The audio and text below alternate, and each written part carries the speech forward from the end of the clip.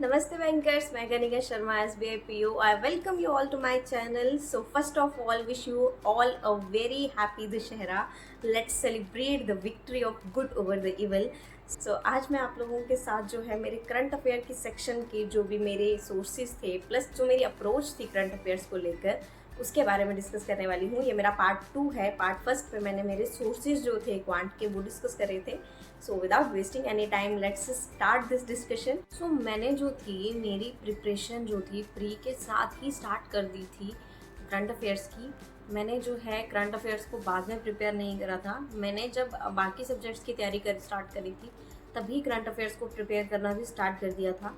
सो बहुत सारे लोग आपको ये कहेंगे कि आपको जो है न्यूज़पेपर रीड करना चाहिए, वहाँ से आपको करंट अफेयर्स पढ़ना चाहिए, बट मेरा सजेशन है कि ऐसा बिल्कुल मत करना, क्योंकि न्यूज़पेपर जो है वो जनरल पब्लिक के लिए बना है, सिर्फ और सिर्फ आपके एग्ज़ाम पॉइंट ऑफ व्यू से नहीं बना है वो सिर्फ ही। तो इसीलिए आपको क्या करना चाहिए कि बहुत सारे यूट्यूब पे चैनल्स हैं जो क्या करते हैं आपके लिए करंट अफेयर्स जो है मेन इम्पॉर्टेंट सिर्फ और सिर्फ आपके एग्ज़ाम के रिलेटेड जो हैं उनको लेके आते हैं, तो आपको वहीं से प्रिपेयर करना चाहिए।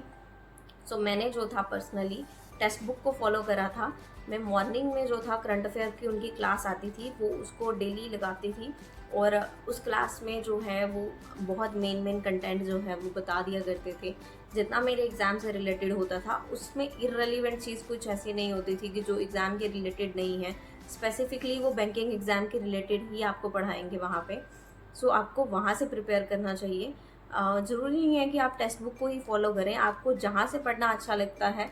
अड्डा 24/7 पर भी करंट अफेयर्स की डेली क्लासेस आती हैं और भी बहुत सारे चैनल्स हैं जहाँ पे डेली क्लासेस आती हैं करंट अफेयर्स की, तो आप वहाँ से फॉलो कर सकते हैं। सो मैंने टेक्स्ट बुक से फॉलो करा था। एंड ये क्वेश्चन रहता है कि नोट्स बनाने चाहिए या नहीं बनाने चाहिए और कैसे बनाने चाहिए। सो करंट अफेयर्स के जो नोट्स हैं वो ज़रूर से बनाएं आप। अगर आपको लगता है कि मुझे जो है लिखने से याद होती हैं चीज़ें, तो मैं क्या करती थी इनिशियली मैंने जो है ना स्टार्टिंग में स्टार्ट करा था कि मैं लिख के नोट्स बना के ही करंट अफेयर्स को पढ़ा करूँगी।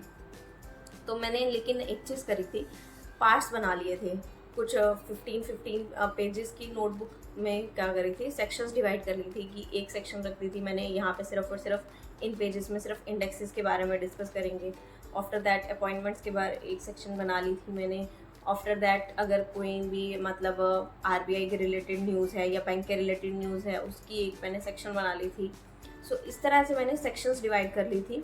ऑर्गेनाइजेशन के रिलेटेड कोई न्यूज़ होगी तो वो वहाँ पे नोट कर लूँगी। सो इस तरह से मैंने क्या करी थी, उस नोटबुक पे सेक्शन बनाई थी।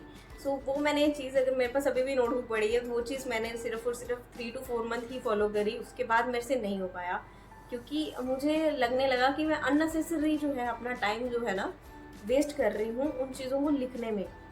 तो मुझे ऐसा फील हुआ था पर्सनली। सो मैंने जो था ऑलिव बोर्ड का जो एक बोल्ट सीरीज़ वो रिलीज़ करते हैं वहाँ से भी मैं पढ़ती थी। तो मुझे लगता था वो सेम कंटेंट ही तो है, मतलब उन्होंने तो बहुत नीटली इंडेक्सेस का अगर एक सेक्शन बनाया उसमें इंडेक्सेस के बारे में सारा डिस्कस करा हुआ है। फिर उन्होंने एक अपॉइंटमेंट का सेक्शन बनाया तो अपॉइंटमेंट सारी जितनी भी इस मंथ में हुई हैं वो सारी अपॉइंटमेंट उन्होंने बताई हैं। तो मेरे में और उनमें कोई उनके नोट्स में कोई मुझे डिफरेंस लगा नहीं, तो फिर मैंने उसके बाद जो है स्विच कर लिया था बोर्ड सीरीज़ पे। सो मैं बोर्ड सीरीज़ के थ्रू ही रीड आउट करा करती थी उनको। सो मैं उसके बाद अपने नोट्स बनाना बंद कर दिए थे। उसके बाद एक प्रैक्टिस मॉक का मैंने बजूका करके आता है, उनका वीकली आता है और मंथली भी आता है, वो आप उनकी वेबसाइट से डाउनलोड कर सकते हो। सो वीकली का जो आता था वो 19 to 20 पेजेस का होता था हार्डली। सो वहाँ से मैं प्रिपेयर कर रही थी। उसमें भी उन्होंने सेक्शन डिवाइड करे होते थे, इंपॉर्टेंट न्यूज़ जो भी इस पूरे वीक में हुई है वो लिखी होती थी।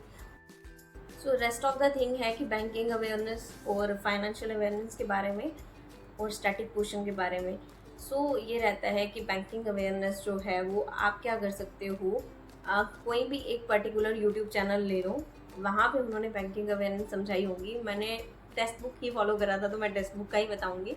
सो टेक्स्ट बुक पे भी बैंकिंग अवेयरनेस की बहुत सारी छोटी छोटी शॉर्ट वीडियोज़ उन्होंने बना के रखी हुई हैं। जितने भी टॉपिक होते हैं रेलिवेंट से उनके बारे में उन्होंने काफ़ी अच्छे से समझाया हुआ है, वो आप फॉलो कर सकते हो। या किसी भी चैनल पे आप जाके बैंकिंग अवेयरनेस जहाँ से जिस टीचर से आपको अच्छी लगती है वहाँ से एक बारी उनकी वीडियोस को फॉलो कर लो और उनके एक दो क्या कर लो, PPT को डाउनलोड कर लो या PDF को डाउनलोड कर लो और उसको एक दो बारी रिवाइज कर लो। आपका बैंकिंग अवेयरनेस वहाँ से ही प्रिपेयर हो जाएगा। आपको ज़्यादा उसमें मशक्क़त नहीं करनी है। एंड आफ्टर दैट अगर आप कहोगे कि स्टैटिक, सो स्टैटिक जो है करंट अफेयर से ही आपका प्रिपेयर हो जाएगा।